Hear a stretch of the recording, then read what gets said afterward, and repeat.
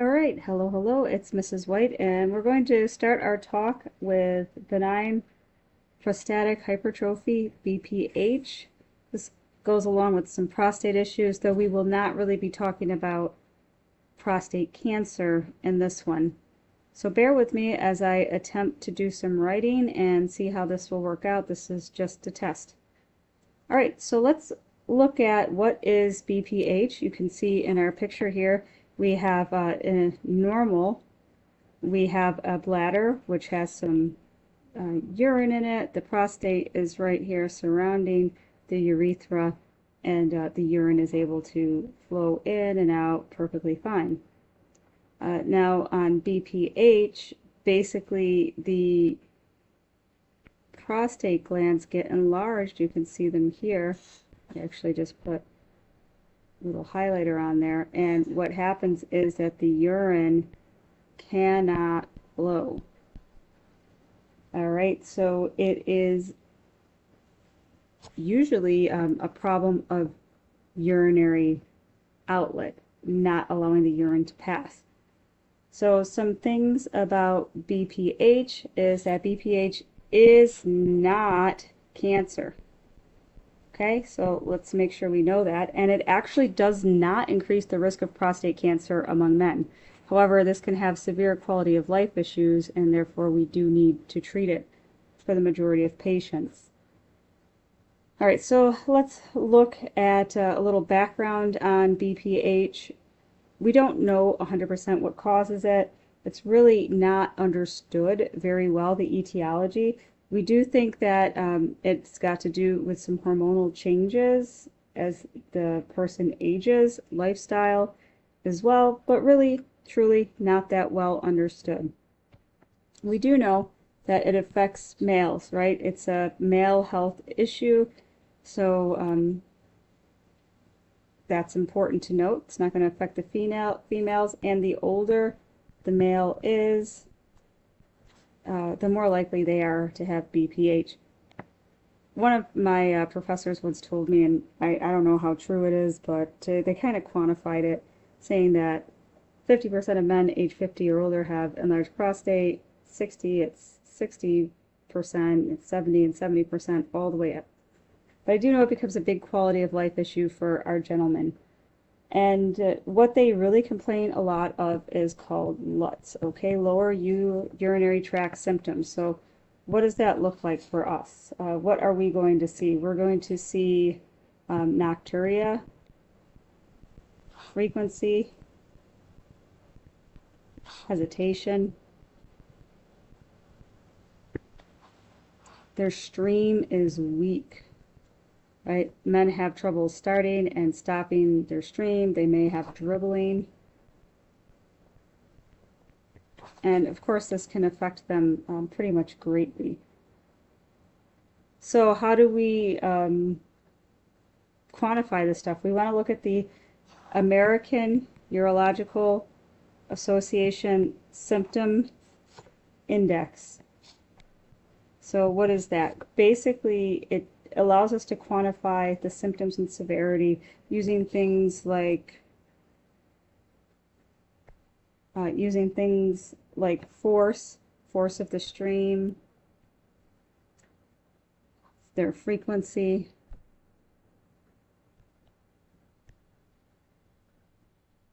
nocturia, basically lots of different things that affect their quality of life.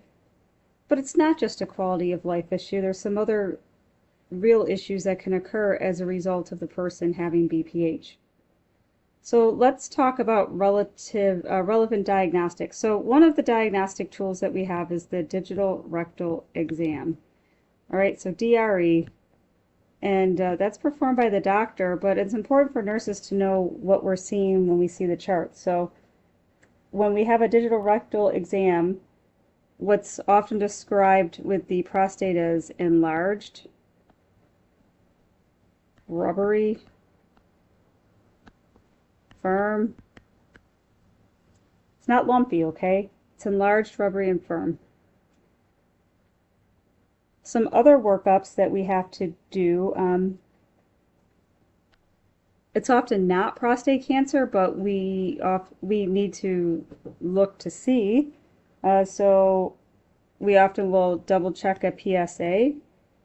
So if we have an abnormal digital rectal exam and a PSA, then we might need to go to the transrectal ultrasound, but that's not always the case. We might use uroflowmetry, so URO flowmetry. That tells us the force of the urine as the patient is voiding, and that's a pretty good thing to keep a handle on as a diagnostic test. And then of course the UA. The UA becomes important because it helps us see what's going on with the urine. To make sure there's nothing else going on, and also can help screen for UTI, because as we've discussed, and we know that as urine becomes stagnant, if it cannot move, and in this case the urine would be backing up here, then the stasis allows bacteria to grow, so the person might have a urinalysis issue. We might be able to see signs of the UTI there. All right, so the hypothesis. So what can happen? Sure, we have all of the quality of life concerns, so I'll mark that as quality of life, or better, quality of life. But that's really high on Maslow. Remember Maslow, if we kind of put things, this belongs up here, kind of self-actualization, their happiness and whatever. So depending on the patient, that might be more of a priority for them. But let's talk about actual physiological problems, because that's what we need to concern ourselves with nursing a lot. And what could happen? What could happen if the urine is not able to flow? We could have a urinary obstruction. And from that obstruction, we can then lead to sepsis. We can lead to renal failure. So we have some real concerns here. So that being said, what should we do? How can we help? Well, first things first, if you have a person who has these signs and symptoms, we need to make sure they're not retaining urine. So how can we check that? So we need to do bladder scanning. And we're looking for a PVR greater than 50 equals positive for retention.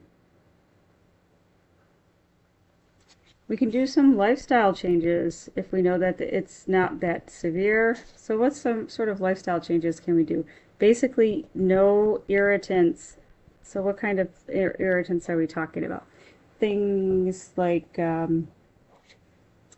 cola, caffeine, nicotine.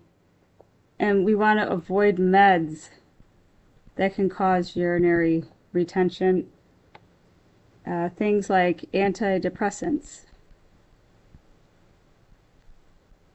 What else? What else can cause it? One of the big ones, anticholinergics. And big word, right? Anticholinergics. Antihistamines.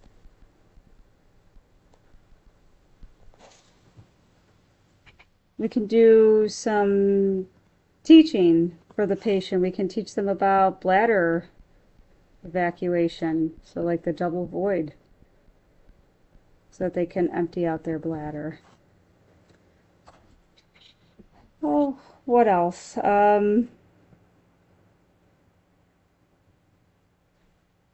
Let's teach them about some of the surgical things that can happen. So I'm going to erase that and let's kind of go into here a little bit more. What can we do? Surgeries. So there's a few things we can do.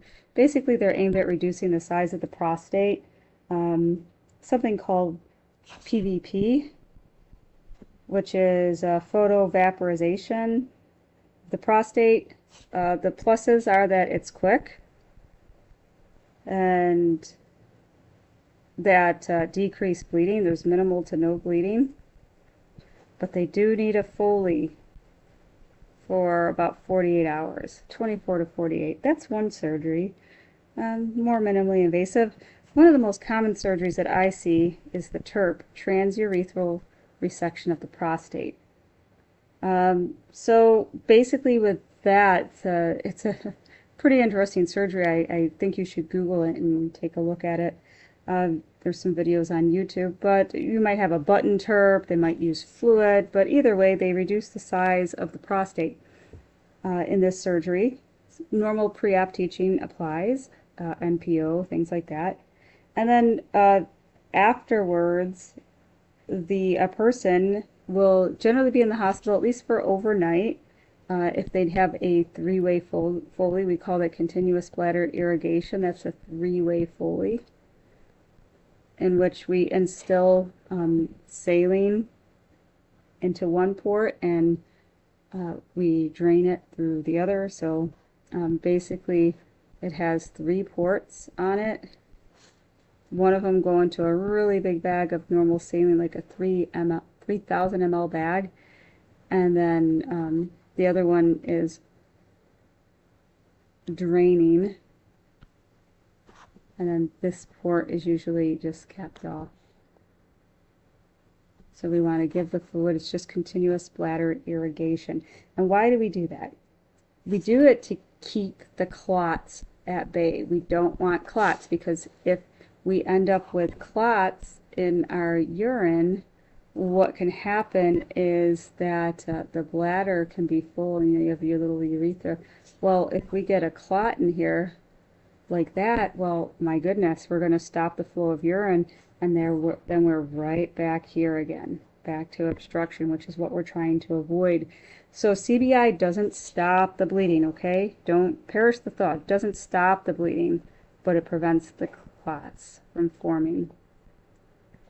The bleeding should subside, and in fact we often have orders to titrate the CBI to light pink, and then we try and clamp it and see how the patient does, and then we remove it for avoiding trials, see if they can pee.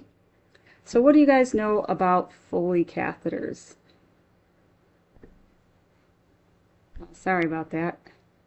Foley catheters, infection risk, right? Infection afterwards. So we have to do some teaching and also some important things to prevent infection in our catheterized patient. So we don't want the bag hanging on the floor. If we do irrigation, hand irrigation, that is a sterile procedure. And then the other thing is sometimes they have to go home with a Foley. So we might need to do Foley teaching, oftentimes not though. And then let's talk about regular teaching. We need to teach our patients that they need a digital rectal exam and a PSA yearly, starting at age 50. And now there's some meds that we can do for BPH. So let's talk about the couple major ones. We have what we call the 5-alpha reductase inhibitors. Basically what these do, basically they decrease the size of the prostate. I can't even spell prostate. But they take some time. It's about 6 months to really be effective. And that med is, the exemplar is called finasteride. This is a high alert medication. We don't want pregnant ladies touching it. So that's one med, that's finasteride. Let's look at another med. Works a lot faster. It's an alpha. So remember that's like that. Hard to draw with this thing, right? It's this little circle. So alpha adrenergic receptor blocker, adrenergic receptor blocker. And the what's the one you're going to see a lot? Flomax, tamsulosin. So tamsulosin, very, very common med. It helps the urine flow. That's how I remember it. But the way it works, because it's an alpha blocker, basically relaxes some of the muscles in there. it can cause decreased blood pressure, orthostasis. So we have to be careful. Remember, who's taking this med? Old guys to begin with. And now we're going to give them a med that can kind of change their blood pressure. So all those things we know about those meds that can cause some blood pressure issues. Let's think about them there. Fall risk, moving position slowly, that sort of thing. And then I want to introduce you to something called B&O suppository, because that's belladonna and opium. So it's given post-op to help with bladder spasms, but we have to be very careful because sometimes bladder spasms can actually be the sign of a clot. So we don't just want to treat blindly. If a person has bladder spasms, we want to make sure that there's no clot.